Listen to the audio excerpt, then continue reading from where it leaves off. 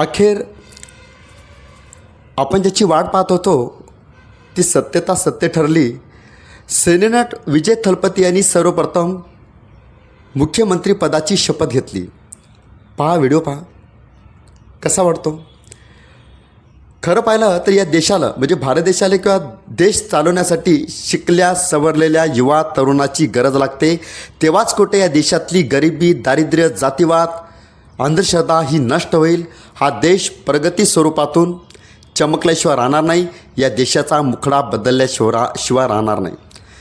खरं पाहिलं तर या व्हिडिओच्या माध्यमातून विजय थलपती यांचा संघर्ष, यांचे प्रयत्न हे अतिशय महत्त्वपूर्ण आहेत। परंतु हेच प्रयत्न, हेच संघर्ष करत असताना विजय थलपतीच्या समोर कितीतरी अडीअडचणी, कितीतरी शर्यती, अडथळे निर्माण झाले। हे अडथळे कोणी निर्माण केले? सत्तेधारी लोकांनी निर्माण केले।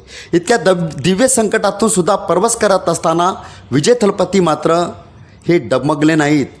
भारतीय संविधानाच्या विचाराला समर्थन करून परमपूज्य विश्वरत्न डॉक्टर बाबासाहेब आंबेडकर यांचा विचार मनात जोपासून आज खऱ्या अर्थाने विजय थलपती हे तामिळनाडूच्या मुख्यमंत्री पदावर विराजमान झाले।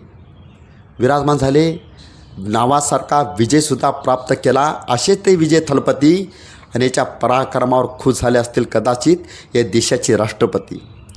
आज खऱ्या अर्थाने दुसऱ्याच्या दबावाखाली येऊन स्वतःच्या जीवाचे करून घेत होते हाल। असे कसे बेकायदेशीर संविधानाच्या विरोधात बोलत होते तामिळनाडूचे राज्यपाल। आज या देशामध्ये बाबासाहेब आंबेडकरांचं साधं नाव जरी घेतलं तर किती मोठी शक्ती, किती मोठं बळ, किती मोठी ताकद या देशामध्ये तुफान घेऊन येते। आणि हेच तुफान भारतीय नागरिकांची एकात्मता वाढवण्यासाठी सुद्धा शक्ती प्रदर्शन करतं।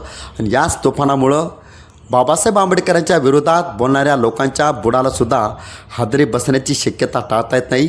ही सुद्धा वस्तुस्थिती आपल्याला मान्य करावी लागते। इतकी ताकद बाबासाहेब आंबेडकरांच्या विचारात आहे, इतकी ताकद बाबासाहेब आंबेडकरांच्या नावात आहे, इतकी ताकद बाबासाहेब आंबेडकरांच्या शक्ती प्रदर्शनात, वैचारिक विचाराच्या बळात आहे। ही सुद्धा वस्तुस्थिती मान्य करावी लागते। आज खऱ्या अर्थाने पाहिलं विजय थलपतीनं सर्वप्रथम जो आपला संघर्ष हा निर्माण केलेला आहे, या संघर्षाच्या माध्यमातून एक धडा इथल्या युवा तरुणासाठी अतिशय महत्त्वाचा आहे।